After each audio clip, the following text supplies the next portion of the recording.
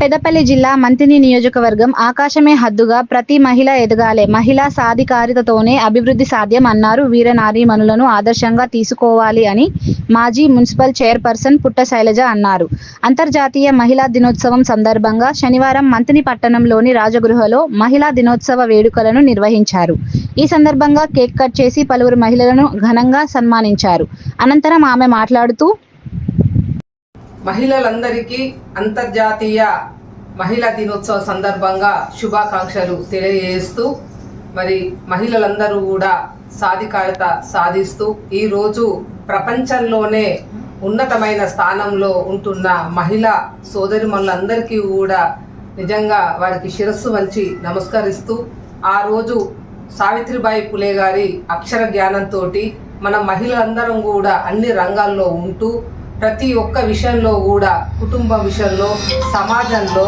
అన్ని విషయాల్లో కూడా మనం అందరం కూడా ముందుకెళ్తూ ఉంటే ఎన్నో ఒడిదుడుకులతోటి ఉన్నా కూడా మరి మన పిల్లల్ని, భర్తను, ఇటు మన తల్లిదండ్రులను సమాజంలో ఒక ఉన్నతమైన స్థానంలో ఉండాలంటూ కూడా మనం చేసే పోరాటంలో ప్రతి ఒక్కరూ కూడా మనతో పాటు మన కుటుంబ సభ్యులు కూడా మనకు వెన్నంటూ ఉంటున్నారు. కాబట్టి వారికి కూడా మహిళా సోదరులందరము కూడా మన కుటుంబ సభ్యులందరికీ కూడా వారికి కూడా శుభాకాంక్షలు తెలియజేస్తూ, మరి సావిత్రిబాయి పులే గారే కాకుండా మరి ఎన్నో విధాల స్వాతంత్ర పోరాటంలో కూడా చాలామంది